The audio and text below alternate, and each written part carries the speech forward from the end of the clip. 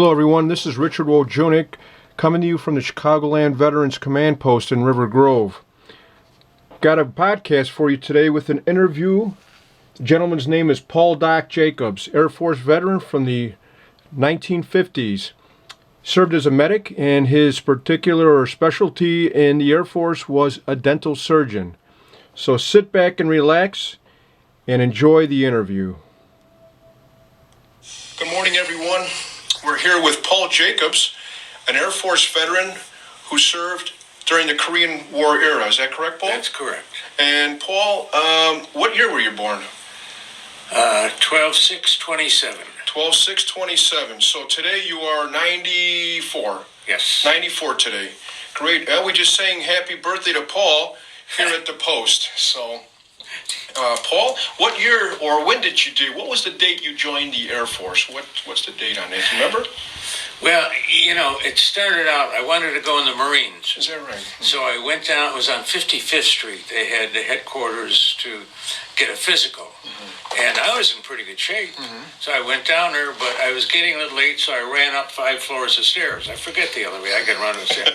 I got up there, and the physician examined me. He said, well, your blood sugar is up 1 point. I said, oh, I ran up the stairs. He said, well, we can't take you. For the Marines? Yeah. I see.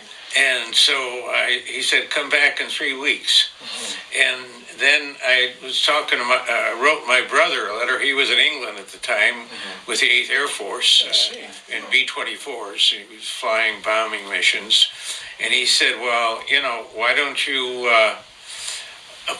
go to the Air Force unit and see what they'll do.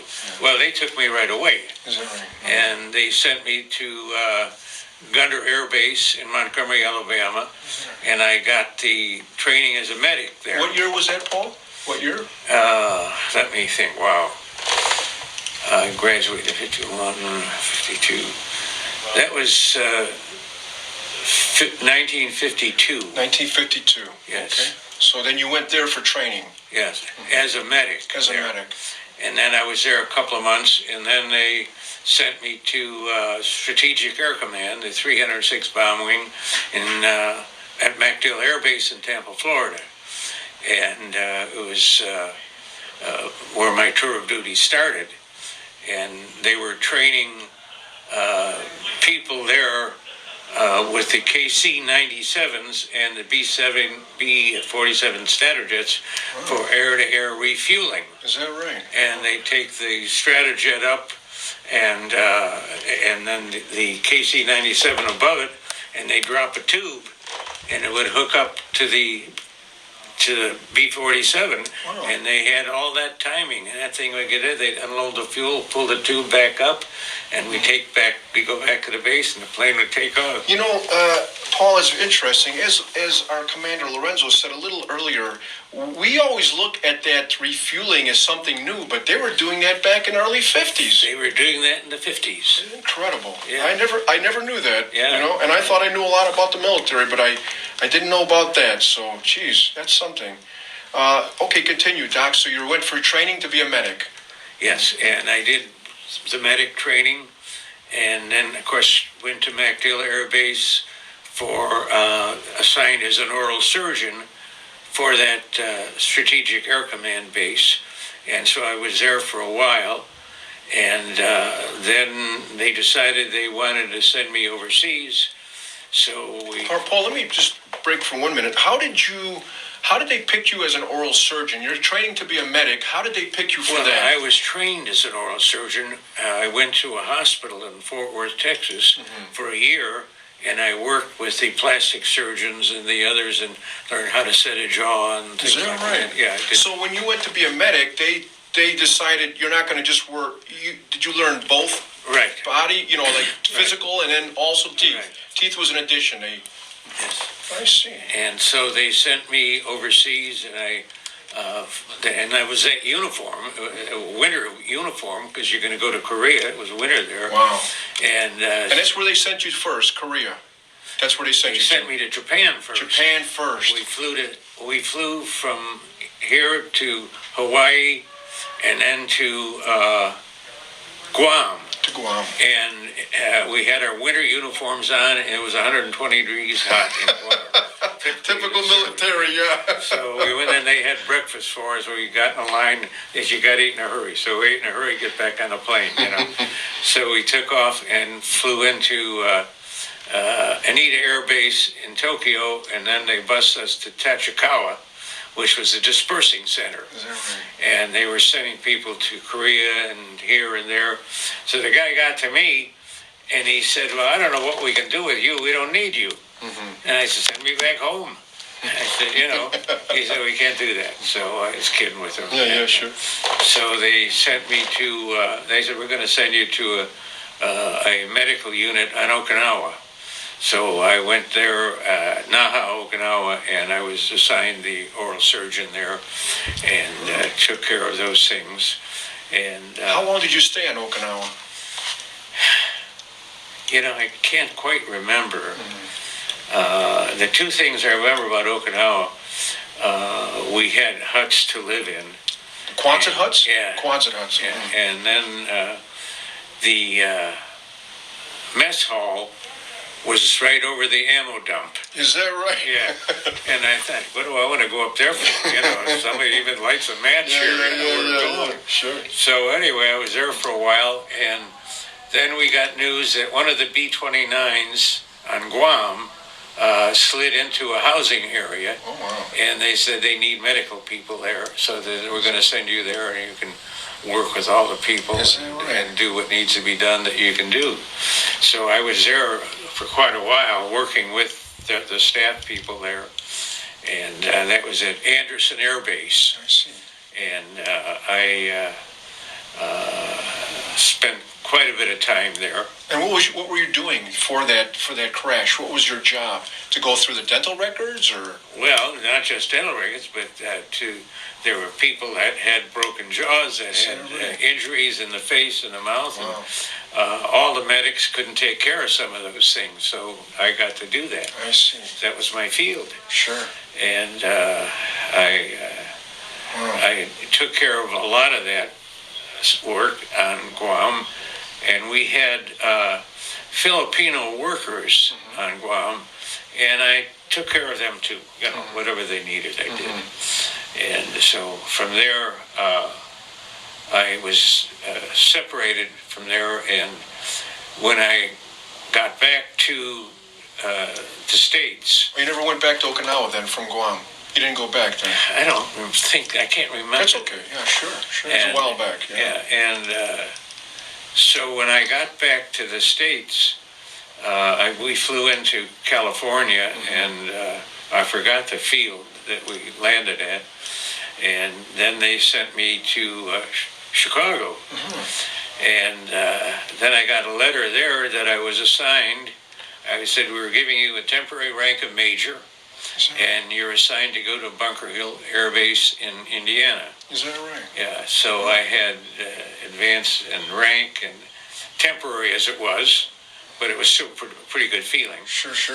And so I decided that was a mistake. I decided that, well, I don't know that I want to go to Bunker Hill every 2 weeks out of a year. So you were doing reserves then? They sent you back to the reserve. Right. I see. And they sent you to Chicago because you're from Chicago. You're from this area. Yes. That's why I see. Yes. So when they sent you back, they discharged you from the Air Force and put you into reserves. Yes. I see. And then you went to Bunker Hill to do your drill, your reserve drill duties. Right. Where they gave me the rank of major, temporary rank of major. I see. I've got a letter on that, I should have brought it. Oh, okay. Well, you know what, Paul? I'll photograph it. Yeah, Paul, I talked to your son-in-law. He's going to send me copies of your stuff. So when we do the podcast, we'll have everything like a slideshow. Okay. But that's interesting. So you did your reserve duty in Indiana, and how long did you do that for? Well, not too long. I can't remember how long, but I decided I would get out completely. So I wrote a letter and talked to the commanding officer, and he said, well, okay, you're free of all duties and totally discharged from the military and the reserves. And I look back on it, and I should have kept my reserve status as I would have made light colonel by now. Yeah, yeah. You know, You know what? We all have that feeling. All of us guys who got out, Yeah. we always go, boy, how come we didn't stay in, you know? Right, So yeah. you got the same day. That was going on in the 50s, too, I see. Yeah. That's But, good. it Wow. was- Yeah. And, I had a couple of buddies that were with me in Korea, and one of them was in the Air Force, and he was at a base in South Korea. And the other guy, who I'm going to see Friday for lunch, he was with battalion, and he was at, where was he? Right near the front lines. And I said, what did you guys do? And this is a little humor on the side. He said the one guy that was with, he said he wouldn't go to the bathroom. He'd only go once a week. And, so, but anyway, this fella came back, and we see each other periodically. I see. And talk about things. Wow. And Wow. he was in the artillery, field artillery, 105 millimeter howitzers. Is that right? Yeah. And this was in the Air Force or the Army? He was Army. He was the Army then. I see. Yeah. I see. I see. And Paul, when was your final day, your reserve duty and everything with the Air Force? You remember what year that was? I don't remember. What was in the 50s, in the mid-50s or late 50s, you think? Or Late 50s. late 50s. Yeah. Before anything to do with Vietnam. Before anything. Yes. Yeah, before anything with Yes. Vietnam. I see. And so let me ask you this, Paul. So when you came back, was it hard to find a job? No. No, what did you find when you came back? Well, I was a dentist, You were a dentist. so I opened up an office You opened an office, I see. and got a little help. And that was from the military training. They trained you to be a dentist. No, I trained at Loyola University. Before you went in the Air Force? Yes. Oh, so before you went in the Air Force, you trained at Loyola University? Yes. So that's why you went in the medical field. Yes. Were you drafted, Paul, in the Air Force? No, or I joined volunteered. Them? You volunteered? Yeah, I think I would have been drafted anyway. I see. But my first choice was the Marine Corps, Yeah, and yeah. they flunked me out. Sure. And I said, so my brother said, well, go over to the Air Force where you can volunteer. And so I did, and they took me. That's good because, the Marine Corps does not have a medical field. The Navy has it. So our medical comes from Navy. Yeah. So that's good you picked the Air Force because that was your training, was in medical. Yes. Because otherwise, all that dental training would have went to naught probably. Yes, So yes. very good. So you got out and you opened up a dental business Yes, I had an office. then. And that was in the 50s, late 50s then, right? Or mid 50s? I opened my office after I came back from the Far East. Trying to think when. It had to be around 1957. Is that right? Somewhere Okay. about there. And where's your office or clinic at? Downtown Chicago? Or? No, it was in Evanston. In Evanston. Yeah. I see. Wow. Yeah. Very interesting. Wow. And so you stayed in that until you retired then, Paul? Or? Well, I stayed in Evanston, and I was in the bank building on the corner of Main and Chicago Avenue in Evanston, and they decided to tear down that building. So I had to move. I see. And I have to tell you this, when I started, I was paying $75 a month rent. Oh, wow. Wow. Where are you going to get that from today? Nothing like that today. So What a difference. So when I left, I went to Glenview, and I was paying $1,800 a month. Oh, is rent. that right? Wow, what a jump. Gosh. Yeah, Gosh. but, Wow. Wow. Paul, let me ask you this about your time in the service. How do you feel about that time? feel great. You feel great. Yeah, I'd do it again. You're glad you And I served, mean right? it. It was a great Really. experience, right? Yeah. Not outstanding people, right? Yeah. And I loved the on occasion, particularly during training, we'd line up at 5 in the morning and have breakfast, and we would parade. Mm-hmm. And I loved to march, and the band was out, and Wow. the commanding officer was out. Yeah. Eyes right. And, Sure. Oh, yeah. Wow. I hear it. It was a privilege. Sure. I see. And were you married in the Air Force or out after your time in the military? I was married when I was overseas. Oh, is that right? Yeah. So while you're in Japan or in Okinawa? On Okinawa. You were married. It was a girl that worked for me. I see. She was Okinawan. She worked for me, and I was dumb enough to get married at that time, and I got married and had 2 kids. And she was an American also? No, she was Okinawan. She was Okinawan. Is that right? Yeah, she Wow. was in the Ryukyus, and she did the dental assisting and the medical assisting for me. and we married and had a couple of kids. And Is that right? then I came back, and she followed me, and decided she didn't like it here. Is that right? And so I said, well, I don't know what to do, Wow. So we got a divorce, and Is that right? it's interesting. The judge, he was a good judge in Chicago. I don't know, his name was Lynch. I don't know what. I don't remember. Good man. But he said, well, I'm awarding you the children. Oh, wow. And I'm awarding them really to your mother if she'll take them. She said, yes, I'll take them. Is that right? And Wow. so she raised them, really. Interesting. And one of them is a bone surgeon in La Crosse, Wisconsin at the Is hospital. that right? Wow. And the other one's a dentist in Melrose Park. In Melrose Park, is that right? Yeah. Wow. So your Okinawan wife went back to Okinawa. She came back to the States and lived in California. Is that right? And I'd lost track of her. Yeah, sure. I haven't seen her since. I see. That's an interesting story. So she worked on the base Yes. as a dental hygienist. Yes. And, I see. So that's how interesting. Did she speak English? She had to speak English because She spoke English good. Oh, very good. Okay. Interesting. Wow. So then you came back here. You opened up your business, and you had to move to Glenview. Yeah. Wow. And did you stay in any military veterans organizations or anything? Did you? No, I really didn't. But you had your friends. You stayed in contact with friends Yes. or no? Oh, Yeah. yeah. Sure. Okay. The one guy who was in the Air Force actually was stationed in South Korea at the end of the war, during the war. And I used to meet with him, and he lived in Buffalo Grove. And there was another one that I can't remember where he lived, but we would get together and talk. Interesting. And I have a question, and I apologize to our listeners. I'm jumping around, but my question is this, Paul. What was the most common procedures or work you did in the military as a dentist? Just cleaning teeth, or did you pull a lot of teeth out? No, I did a lot of extractions. A lot of extractions. Broken jaws. And how did these guys go? Because of the aircraft accident? Yeah. The broken jaw because of the aircraft accident. But I was trained to do that too at the hospital in Is that Fort right? Worth, Texas, so I could wire a jaw. Is that And right? yeah, one of them had a broken zygoma here, and it was fractured. So I learned how to go under the skin, under the muscle, and lift that up, and close it up, and make sure they wouldn't lay on that at all. Is that right? But so I did things like that. I see. But a lot of my work was taking out wisdom teeth Wisdom teeth and and stuff. Yeah. general extractions and so forth. Interesting. Wow. And so while you were in Okinawa, you lived in a Quonset hut. Yeah. Right? And Guam, where did you live in there?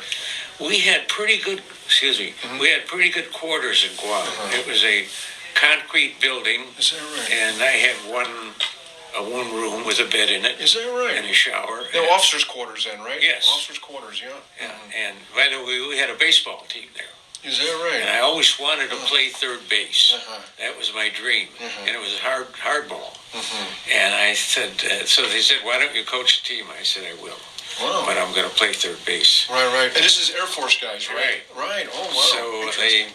we played, Army had a unit there, the Navy had a group there, and each outfit had baseball teams. But I got on to third base, and I think we were playing the Army, and a guy hit one like a rocket. And I thought, I'm going to get this thing. I don't care if it gets in my teeth. Right. And it bounced in front of me. It was really going. Oh. And I grabbed that thing and threw it to first base. And I said, I've done all I wanted to do in baseball. So, I hear you. Yeah, interesting. Wow. Yeah. And that was, you said that was in Guam, or is that It was on Guam. In Guam, I see. Interesting. Well, Paul, I want to thank you so much for your time. Do you have anything else you want to add that I might not have talked about or forgot to mention? I'd have to think. Take your time, Paul. That's okay. We had a football team on Is that Okinawa. right? On Okinawa, you had a football. Yeah, Oh, wow. but I wasn't a part of that. Right. There were some guys that played college football, and a couple of them played pro football. Is that right? Yeah, and they played a couple of the teams from Japan and around over, and they had a game on Okinawa, and I went over and watched it. Is that right? And it was, it was the end of the war, and I thought, well, I'm going to watch this. Ended the Korean War or World War II? Korean War. Korean War. Ended the Korean War. I see. Interesting. And but your time in Okinawa was good, and it's too bad they took you off to go to Guam back there for the year. Well, yeah, I enjoyed Guam because I got to do a lot of work that I was trained to do in surgery of the mouth and the face and the jaw and that. So I had a good CO on Guam. He was good, and he put me to work, and I said, yeah, I'll do whatever you want. And that was it. Very good. Wow, interesting. Wow. Yeah, what a different time too. You know, that's the 50s. Yeah, what a different time. And, yes. And you know, Quonset huts. So of course they don't have that any longer. So when I was in Paul, I went to the Philippines in 1980, and I lived in a Quonset hut for a short period. We had a camp called Lower Mao Camp. So I only saw Quonset huts on a TV show, Gomer's Pile. Remember Gomer Pile? Sure. Yeah, and so so when I got to the Philippines, here they had Quonset huts. So interesting. Right at the end of the war, Korean, I was in, it was either Okinawa or Guam, and they wanted a group to go to the Philippines. And they had a P-5M Navy plane, a seaplane, and they asked me to go with, and they said, however, you take the blister on the right side of the plane, and it has 250 caliber machine guns there. Wow. And there was another guy who said, you go on the other blister on the other side. And I had never used a 50 caliber and a blister, you know. Right. And we took off, and they had shot a plane down not too far from us. And so they... Who shot the plane down? The North Koreans. Oh, is that right? And so I had the earphones on, and the base was talking to the pilot. He said, get down as low as you can, 2 feet off the water. Wow. Because they can't come underneath you. They'll have to come from on top or the sides. Is that right? And so we flew into Sangley Point. In the Philippines? In the Philippines. The So naval you went station. to the Philippines. Oh, you didn't tell me that one. Okay, so you were in the Philippines. I was in the Philippines. Wow. And so we got out of the plane there, and I don't know why we went there. I don't remember. It had something to do with the bigwigs, and so we got back on the plane, and they flew us back to where we started, and that was like... And why did you go to the Philippines? Why did they send you there for? Well, I don't remember the reason. I see, you just don't remember. Okay. I can't remember it. That's okay. I have something to do with your job, probably, but that's okay. And how long did you stay in the Philippines, Paul? A couple of days. How did you like it there? I like it. Yeah, it was nice. Yeah. Isn't it wonderful to be in the military, get to travel everywhere and see things? People don't understand. Well, we did that on Okinawa. I got to know one of the pilots, the Goonie Bird, the C-47. Yeah. And we got into that, and Tinian had a diving board built there. And we'd fly in there, and we could get fresh eggs and stuff like that, too. And then we go out and we go for a swim, dive off the board into the ocean. And so it was, there were some highlights that were fun. Right. And besides the work. But Yeah. I liked it, and as I said, I would do it again, and I'm proud to be an American. Exactly. I love my country. Yes, sir. And I recall what my dad said. Somebody complained about, well, it's this or that, and I remember he'd say, why don't you go back where you came from? Exactly. He said, don't tell me your troubles. Go back and Interesting. Wow. Yeah. Great. Paul, thank you so much for your time. I really appreciate it, my friend. My pleasure. Thank you so much. And we're going to get you on this honor wall here, and we're so glad you visited us today and had a chance to see our museum. Thank you so much, Paul, and thank you for bringing your family, too. Thank you. Thank you so much, Paul. Yes, and God bless you.